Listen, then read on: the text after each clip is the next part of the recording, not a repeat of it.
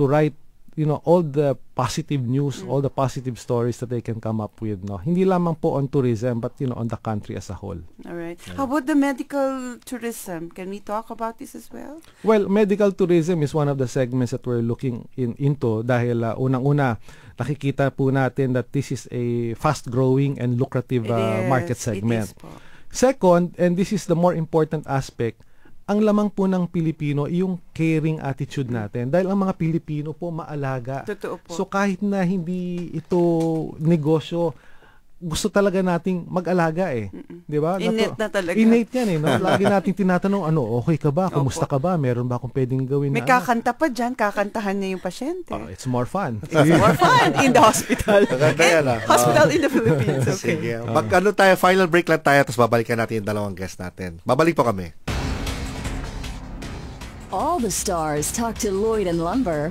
Grammy-winning actor Kevin Spacey. When I discovered that if I did funny voices or imitations, I could make my mother laugh, that was pretty much the greatest reward I could hope for. The Peter Pan of pop, Sir Cliff Richard. When Elvis, Little Richard, Buddy Holly, the Everly Brothers, Ricky Nelson, music was undergoing a change, and we were there right when that rock and roll change took place. And that's when I really got the inspiration, and I started wanting to sing. Film director Oliver Stone. A blockbuster movie is an enormous amount of work. You mustn't take it too lightly. You have to slave and devote almost a year, 2 years of your life to just shooting it. Lloyd and Lumber's Entertainment Today. Dubai Eye 103.8.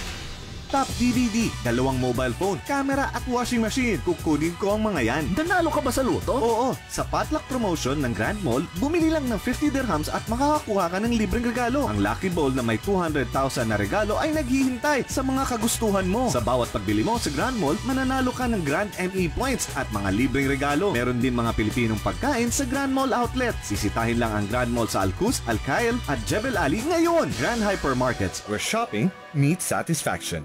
This morning on the Business Breakfast.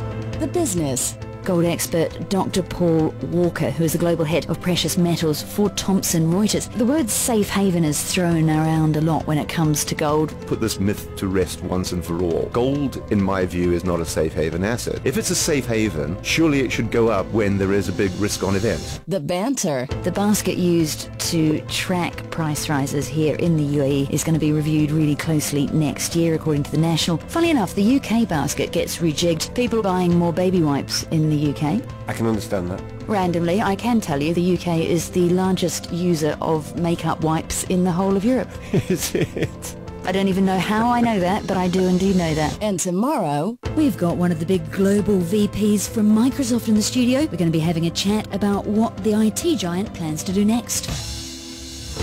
The UAE's most popular morning show, The Business Breakfast, featuring Malcolm Taylor and Brandy Scott. Weekday mornings from 6, powered by Dubai Investments and Al Rastamani Exchange. Filipino Rhythm, brought to you by Al Ansari Exchange. Now you can deposit your labor guarantees quick and easy with Al Ansari Exchange.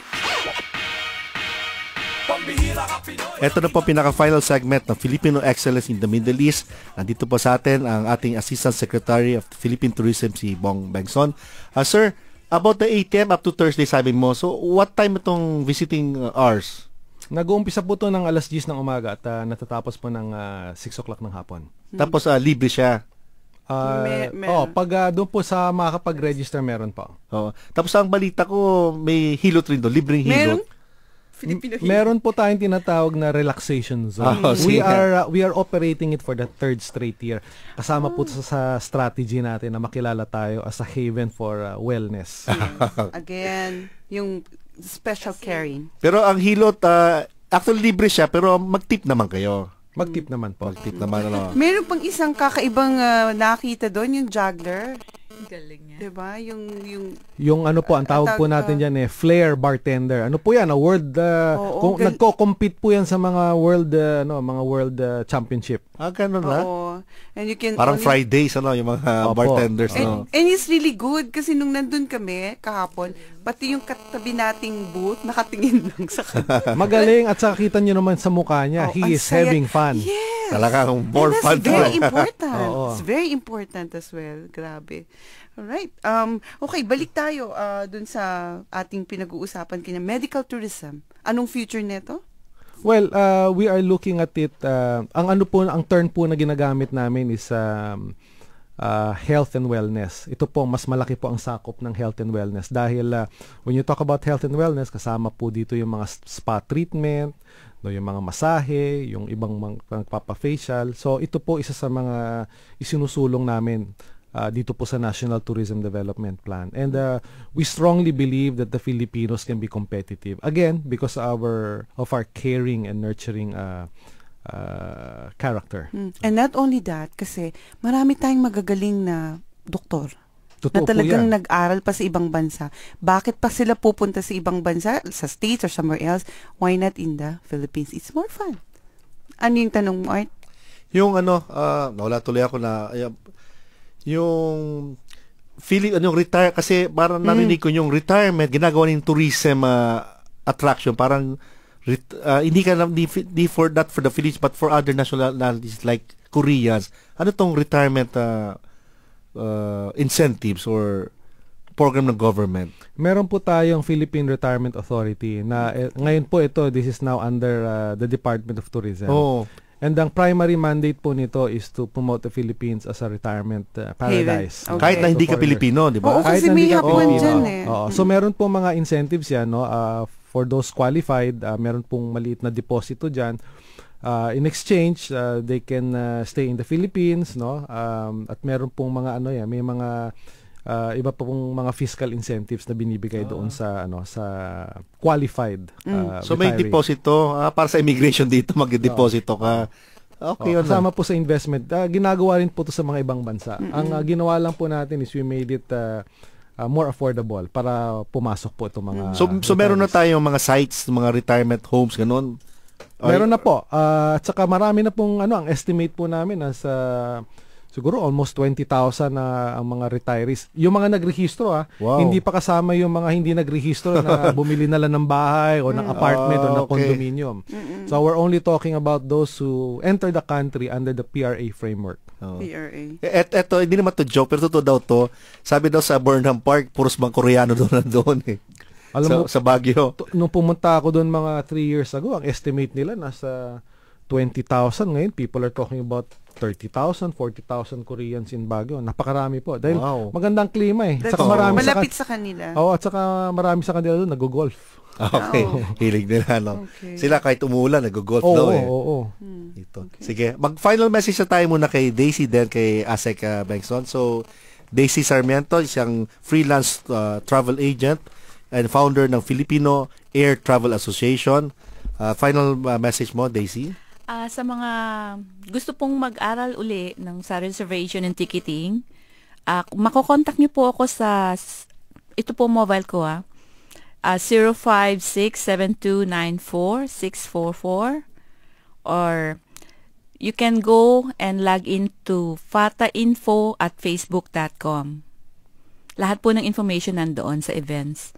I-update po namin. Makikita nyo na po yun ngayon kasi ilaload ko siya mamaya dahil hindi ko pa pwedeng i-load kanina. Kasi pupunta ka dito yung mga events na tsaka paalala lang po, meron pong ang Philcom po ay merong events na gagawin para sa Independence Day at ipopromote po rin namin yung It's More Fun in Philippines. Mga destination kung gusto niyo pumunta sa Boracay, Bohol, Palawan, Mountain Province or Baguio, we will be there. Ipopromote po namin ang location, ng mga areas na 'yon. Isama mo na rin ang Legazpi City, Mayon, taga-roon ako opo, yung Bicol. Meron nga pong nagtanong. Okay, sige. Maraming salamat po and magandang gabi. Diyos mabalos man sa imo, Daisy. Thank you po. Okay, si Asek Bengson. Si Asek Bengson is tulad rin natin yung mga OFWs. Siya rin po ay bayani kasi umiikot siya sa buong mundo to promote the Philippines, and it's really more fun in the Philippines. Asek Bengson? Well, sa ngalan po ni Tourism Secretary Mon Jimenez, nananawagan po kami sa lahat ng mga Filipinos dito sa UAE and the rest of the Middle East na tulungan po natin ang ating bansa, suportahan po natin itong It's More Fun in the Philippines campaign. Ito po ay kampanya hindi lamang po ng Department of Tourism, ito po ay kampanya ng buong bansa at kampanya po ng lahat ng Pilipino. Tulungan po natin ang turismo para maingat natin ang kabuhayan ng mga Pilipino at para matulungan po natin ang ating bayan. Salamat po. Maraming salamat rin, Asek Bengson. El, final message mo? Okay, hindi ko na hahabaan. Kasi nasabi na nating lahat. At, nagpapasalamat kami kay Asek Bengson for giving us time and for you to be heard by ang mga pakinig natin. Pagpupuyat, maraming salamat po and God bless you at sa inyong mga plano. At ganun din kay Miss Stacy at sa grupo niyong FATA. Ang programa pong ito ay kakampi nyo. Kasama nyo po sa pag-angat ng mga Filipino na nandito sa Middle East. Dahil ang programang ito, hindi po dapat pwede na lang or ox na lang o hindi pwedeng sige na nga dahil Pinoy ka dapat magaling ka. Hindi na dapat maging tahimik, feeling maliit o mahiyain. May sinabi ka. At ngayon, pagkakataon nyo nang may sabihin sa ibang lahi. Kung kesa yan ay amo nyo o hindi, kaibigan nyo, sabihin nyo, it's more fun in the Philippines. At for every time na sasabihin nyo, it's more fun in the Philippines, buhay ng pamilya nyo ang kasama nyo dito. Kasi Pinoy ka, isa kang mahusay at magaling, may puwang ka sa mundong ito para maging isang Filipino excellent. Ito po si El. Salamat sa inyo and God bless. Yung mga Dustbusters pala, kanina na nag-list ng Jebel Ali Church, pasensya din namin nabati yung mga pangalan nyo, pero mabuhay kayo, Dustbusters, at alam niyo mabibless kayo. At sa May 15, sa next show namin, yung Apo, si Nick Atienza, tapos yung mga tumulong na magkaroon tayo ng wheelchairs na i-donate natin sa mga pamilya ng mga listeners. Maraming salamat kay Ferds, tapos kay Chris, kasi meron tayong kawang-gawang activity gagawin sa May 15. Mag-donate po tayo ng mga wheelchairs sa mga nangangailangan na mga nasa Pilipinas. Okay? So,